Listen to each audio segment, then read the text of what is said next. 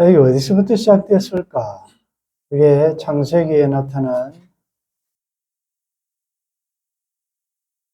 적개심, 여자의 후손과 뱀의 후손 사이에 하나님께서 적개심을 두셨죠. 범죄하고 난 다음에 하나님께서 심판을 선언하실 때 뱀에 대해서, 하와에 대해서, 아담에 대해서 심판을 선언하실 때 그 중에 하나가 여자의 후손, 즉 여수론들이죠. 의인들. 를 뱀의 후손인 악인들이 그의 발꿈치를 상하게 할 것이다. 적개심이 있단 말이죠. 그때부터 보이지 않는 두 왕국, 악인과 의인 사이에는 치열한 이런 영적 전투가 있는데, 이 영적 전투에서 의인들은 그냥 당할 수밖에 없습니다. 악인들은 직접적으로 의인들을 괴롭히죠. 의인치기를 꾀하고 이를 간다. 자, 혹 이 말씀을 보면서 여러분들은 누구를 향하여 그 사람을 치려고 계획을 세우고 혹 누구에 대해서 일을 가고 계시느냐 라고 생각해 볼 때 우리도 의인인데 누구를 치려고 계획을 세우고 일을 가는 것은 악인의 성향입니다. 그런데 나도 모르게 내 마음속에 이런 악인들의 성향이 나타날 수가 있습니다. 이런 말씀에서 빨리 이건 내가 아닌 내 속에 새로운 의와 진리와 거룩함으로 새롭게 된 여수론에 속한 게 아니다라는 것을 빨리 쾌차하시고 버리셔야 됩니다. 시편 1편에 복 있는 사람은 악인의 꾀를 따르지 아니한다라고 되어 있습니다. 악인들의 꾀, 또 오만한 자의 자리에 앉지 아니하고 죄인의 길에 서지 아니한다 그랬습니다. 잘못하면 거기에 휩쓸려서 어떤 사람을 치려고 해를 주려고 계획할 때, 모함을 할 때 나도 모르게 그 자리에 있으면 안 된다는 거죠. 따르면 되지 않는다. 자, 이런 상황에서 13절 같이 읽습니다. 그러나 주께서 그를 비웃으시리니 그의 날이 다가옴을 보십니다. 우리는 지금 잘 모릅니다. 누가 나를 치려고 계획을 하고 일을 갈고 있는지 알 수도 있지만 모를 수도 있는데 하나님은 다 보고 알고 계시면서 주께서 그 악인들을 비웃으신다. 왜? 그의 날이 다가옴을 보심이로다. 그의 날은 심판의 날이지요. 그 악인들은 조금 있으면 하나님의 영원한 심판을 받을 자들인데 그걸 모르고 지금 의인들을 치려고 저렇게 하니까 비웃으신다. 오늘 이 말씀을 우리들에게도 적용하면서 여러분들 혹 나를 괴롭히고 나를 치려고 하고 나에 대해서 아주 적개심을 가지고 있는 대상에 대하여 여러분들이 같이 적개심을 가질 필요가 없습니다. 비웃으십시오. 그 말은 무슨 말인가 하면 무시하시라 그 말이죠. 네, 그들의 종말을 우리가 알지 않습니다. 의인, 하나님께 속한 자들을 괴롭힌 자들의 종말을 우리가 알기 때문에 그걸 무시한다는 거죠. 그리고 하나님께 맡긴다는 거죠. 14절, 15절 같이 읽습니다. 악인이 칼을 빼고 활을 당겨 가난하고 궁핍한 자를 엎드러뜨리며 행위가 정직한 자를 죽이고자 하나 그들의 칼은 오히려 그들의 양심을 치르고 그들의 활은 부러지리로다. 자, 악인들은 조금 전에는 계획을 합니다. 아주 함정을 파고 모함을 하고 어떻게 하면 악인들, 의인들을 저 사람을 넘어뜨릴까, 칠까 계획을 하다가 그게 이제 조금 더 나아가면 이제는 여기 보면 칼을 빼고 활을 당긴다. 실행을 하게 되죠. 여기 칼과 활은 의인들을 죽이기 위한 악인들의 모든 수단, 방법, 무기를 다 포함해서 칼과 활로 이야기합니다. 칼은 건전용이죠. 활은 멀리서, 가까이에서 멀리서 어쨌든 악인들의 목표는 하나님 나라 백성들을 죽이려는, 여기 보면 의인들의 특징은 가난하고 궁핍하고 행위가 정직하다. 이게 여스론들의 특징입니다. 지난 시간에 주신 말씀과 또 연결해 보면 그들은 온유한 자들이고 화평한 자들이고 여호와를 소망하는 자들이고 여호와께 모든 것을 맡기는 자들이고 여호와를 의뢰하는 자들이다. 그게 의인들의 특징이다. 의인들은 당합니다. 양이 무슨 힘이 있습니까? 예수님께서 말씀하시기를 내가 너희를 보내는 것이 양을 이리 가운데 보낸다. 양을 이리 가운데 왜 보내겠습니까? 뭐 싸우려고 보내겠습니까? 뭐 왜 보내겠습니까? 이건 잡아먹히는 것이요. 양이 어떻게 이리를 이깁니까? 그래서 예술은 의인들의 특징은 뭐냐? 당하는 것입니다. 아, 나는 절대로 그럴 수는 없다. 내가 왜 당해야 하느냐? 나도 힘이 있다. 교회는 양을 사자로 만드는 것이 아닙니다. 요즘 교회의 특징은 양을 아주 싸움 잘하는, 그래서 이리를 이길 수 있는 테크닉을 가르치는데 그건 십자가의 복음이 아닙니다. 예수님이 약해서 어린 양으로 오셨습니까? 예수님이 약해서 죽으십니까? 잡혀가십니까? 아니지 않습니까? 그런 방법으로 구원하시기로 하나님이 정하셨습니다. 그는 강하시지만 덜 깎는 자 앞에서 잠잠한 양 같은 자로, 그래서 무기력하게 잡혀가시고 모욕당하시고 십자가에서 죄인들에 의해서, 인간들에 의해서 창조자가 죽임을 당하셨습니다. 그건 죄인인 우리를 여스론으로 만드시기 위해서. 이 사실을 알면 의인들, 정직한 자들, 심령이 가난한 자들, 궁핍한 자들은 당하셔야 돼요. 여러분들 집에서 싸움 잘하고 늘 이기는 사람이 잘 사는 게 아닙니다. 직장에서 바보처럼 당하냐? 당하십시오. 성경이 그렇게 이야기하고 있습니다. 물론 오른밤 때리며 왼밤 대고 바보처럼 있으라는 말이 아니죠. 나는 얼마든지 방어할 수 있고 나의 정당함을 주장할 수 있지만 예수님 때문에 하나님의 영광이 드러나는 것이라면, 그 사람을 구원할 수 있다면 차라리 내가 욕을 먹고 차라리 당하고 차라리 죽으라. 예수님이 십자가에서 달리시고 죽으심을 보면서 백부장이 한 말이 뭡니까? 이 사람은 진실로 하나님의 아들이다. 여러분들이 왜 하나님의 아들이라는 선언을 믿지 않는 친구나 옆에서 듣지 못하냐? 멋지게 잘 안 죽게 되더라 이거죠.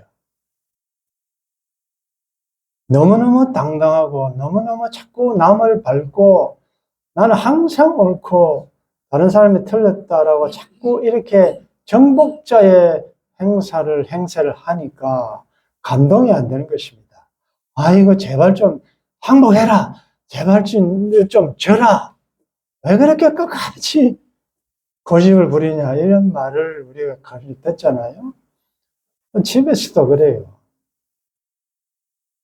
어린 양은 절대적인 목자이신 여호와의 절대적인 보호하에 있는 자들이기 때문에 죽으면 죽으리이다, 당하면 당하는 것 꼭 기억하시고, 혹시 여러분들 중에 칼을 빼신 분이 있으면 빨리 칼을 칼집에 꽂으셔야 돼요. 예수님께서 말씀하셨습니다. 베드로가 칼을 빼서 말고의 귀를 뱄을 때 칼을 도로 집어넣어라. 칼로 흥한 자는 칼로 망한다고 했어요. 그 칼은, 우리가 들어야 될 칼은, 말씀의 칼은 유일하게 나를 빼는, 나의 옛 자를 파괴하고 찌르기 위한 그 말씀의 칼이어야 되지. 이제 다른 사람을 죽이는 흉기로 사용하면 안 된다는 것이요. 네. 여기 칼과 활, 이제 악인들에게 들어갈 때는 이게 이제 살인 무기가 되는데, 사실 우리가 칼과 활 때문에 대한민국이 이번에 올림픽에서 상당히 우수한 성적을 얻게 되었다는 것은 맞는 말이에요. 근데 여러분들, 활을 쏘시려면 보호 장비를 다 갖추고 심판이 보는 앞에서, 청중들이 다 보는 앞에서 타겟을 정해놓고 그 타겟에만 쏘아야 되지, 그것이 사람의 심장을 맞추는 그런 흉기가 되면 되지 않지요. 칼도 마찬가지입니다. 적용합니다.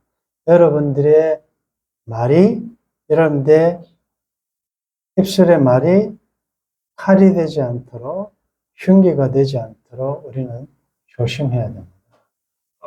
얼마나 이 말로 많이 죽입니까? 악인이 칼을 빼고 활을 당겨 가난하고 궁핍한 자를 엎드러뜨리며 행위와 정죄를 죽이고자 하나, 그들의 칼은 오히려 그들의 양심을 지르고 그들의 활은 부러지리로다. 부메랑입니다. 내가 죽이고자 하는데 그 사람은 죽이지 못하고 결국은 자기가 죽게 됩니다. 압살롬이 칼로 아버지를 축출하고 자기가 이길 줄 알았는데 결국 그 칼에 의해서 그는 죽임을 당한다. 칼로 성한 자는 칼로 망하게 되어 있습니다. 그래서 여러분, 아예 여러분들 집안에 있는 칼은 다 없애셔야 돼요. 칼은 뽑으면 사용하게 되어 있습니다. 그래서 여러분들 영적으로 염려를 잘 적용해 보시고, 그 다음에 16절 같이 읽겠습니다. 의인의 적은 소유가 악인의 풍부함보다 낫도다. 자, 이런 말씀들은 큰 위로가 됩니다. 세상에서는 돈이 많고 재물이 많고 풍부한 많음이, 심지어 하나님께 복을 받았다 안 받았다의 풍부와 적음의 을 가지고 적용을 하지 않습니까? 성경은 이야기합니다. 의인의 적은 소유가 악인의 풍부함보다 낫다. 이 말은, 그러면 가난한 게 복이네? 그럼 부자는 복이 아니냐? 그런 말이 아니고,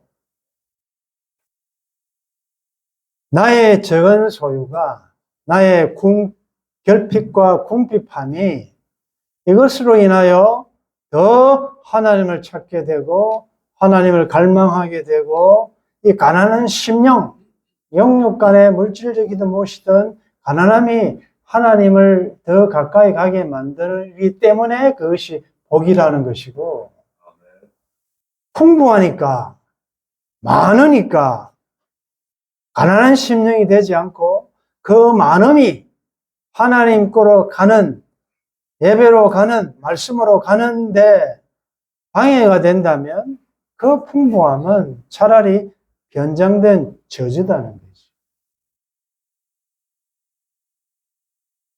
그래서 아굴의 그 기도가 이해가 됩니다. 하나님이여, 나로 부하게 해도 마십시오. 아니, 전부 부자 되고 싶어 하지 않습니까? 부자 되는 걸 싫어하는 사람이 어디 있습니까? 근데 자문에 보면 아굴은 기도했어요. 하나님이여, 나를 너무 부유하게만 하지 마십시오. 왜? 그는 돈이 많고 적음의 문제가 아니라 혹 내가 이 물질의 풍부함 때문에 하나님을 모른다 할까 하오며. 자, 여러분들 정해 보십시오. 여러분들의 풍부할 때가 신앙이 좋았어요? 가난할 때가 신앙이 좋았어요?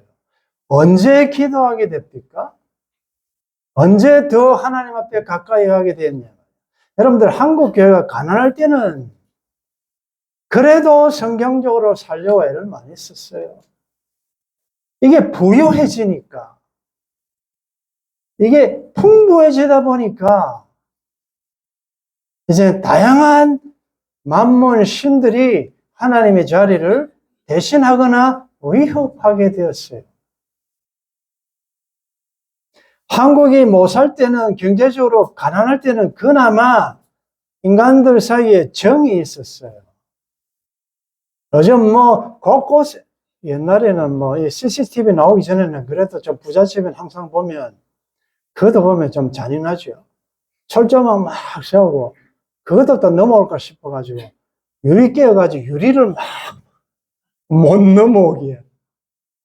그보다 더 가난할 때는 안 잠그잖아요. 시골 같은 데는 문 다 열어놓잖아요. 누구나 와서 쉬어갈 수 있고, 옆집이 누군지도 알 수 있고, 음식도 나누고 정도 나누고 이런 게 있었단 말이죠.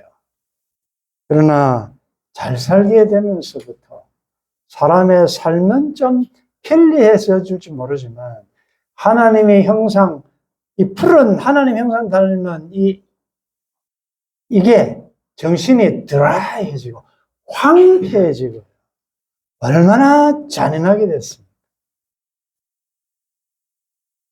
가정에 궁핍할 때는 싸움이 별로 없었어요. 돈이 많다 보니까 유산 때문에 싸우고 재산 때문에 싸우고 형제간에 싸우고, 돈이 들어가서 하나님과 사람 사이를 멀어지게 만들고 사람 사이를 갈라지게 만든 게 돈 아닙니까? 돈을 사랑함이 일만하게 뿌리라. 여러분들 열심히 일해서 버십시오. 그러나 그 돈이 하나님 자리를 차지하지 않도록 하시라. 근데 그건 어렵다. 참 쉽지 않다.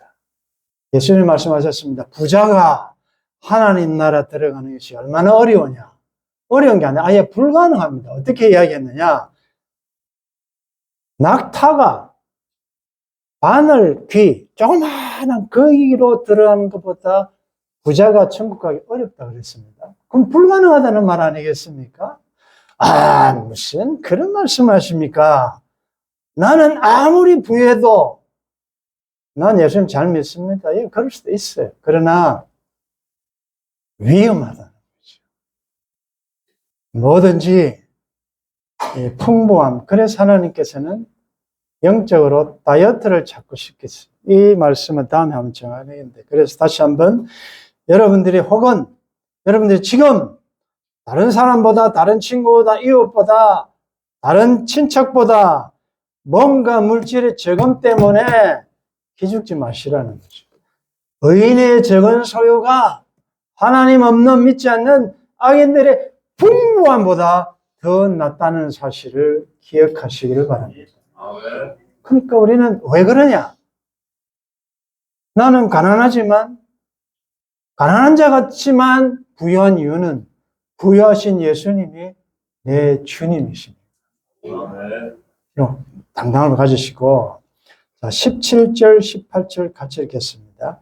악인의 발은 부르지나 의인은 여호와께서 붙드시는도다.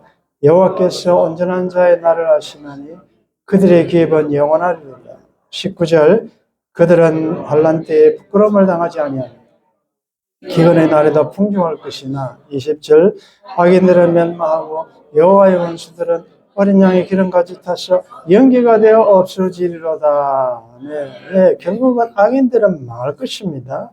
악인들은 이퀄 여호와의 원수들이다.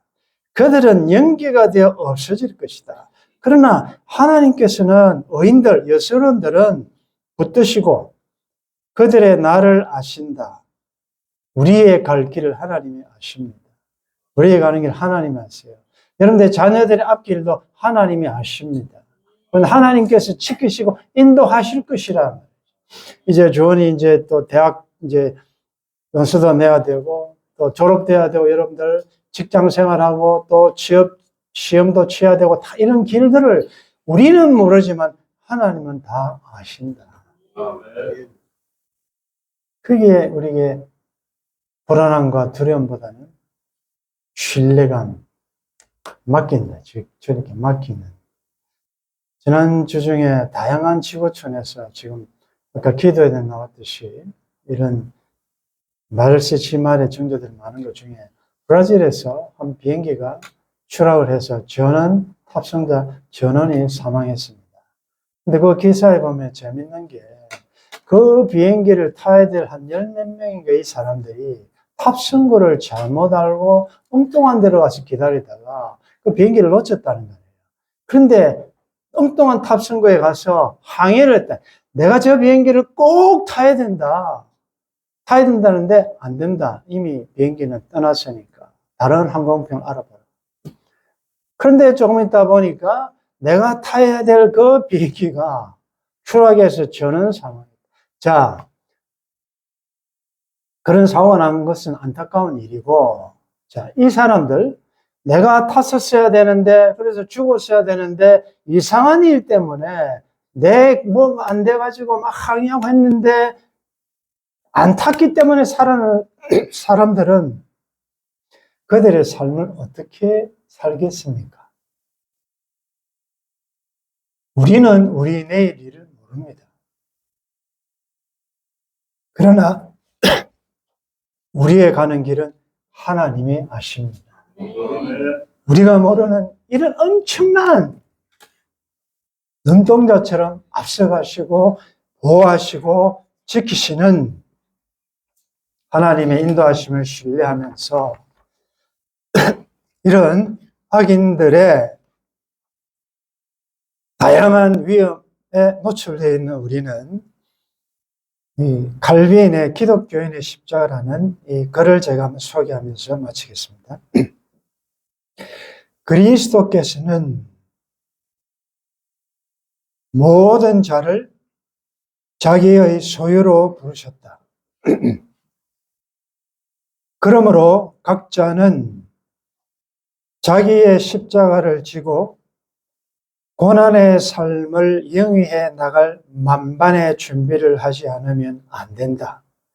고난의 삶을 영위할 나갈 만반의 준비를 하지 않으면 안 된다. 이런 삶의 방법은 이미 그리스도에게서 시작되었다. 그는 지극히 높은 하나님의 아들이었음에도 불구하고 끊임없이 고통받으셨을 뿐만 아니라 그의 생애가 사실상 일종의 끝없이 계속되는 십자가였다. 그분은 우리를 위해 십자가를 지신 것이다. 이것은 우리에게 큰 위로가 된다. 그리스도께서 죽음의 심연을 통과하여 영광에 들어간 것처럼 우리도 다양한 환난을 거쳐 그곳에 도달하게 된다. 우리가 그의 고난에 동참함을 느낄 때 그의 부활의 권능도 동시에 붙잡는다고 사도 바울은 가르친다. 우리의 고난과 불행이 크면 클수록 그리스도와 우리의 사귐은 더욱 확고해진다. 세상이 모르는 그리스도의 도가, 십자가의 도가 멸망당하는 자들에게는 미련한 것이 어리석은 것이지만 구원을 얻는 우리들에게는 하나님의 능력이요 지혜인 줄 믿습니다. 하나님의 예수를 들어서 악인들의 온갖 방해 공작이 많지만 여호와를 신뢰하면서 믿음으로 전진하시기를 주의 이름으로 축원합니다. 감사합니다. 의로운 길, 경건하게 살고자 하는 자의 길, 하나님의 백성들의 길을 이런저런 방법으로 악인들이 괴롭히고 방해하지만 그들의 결국은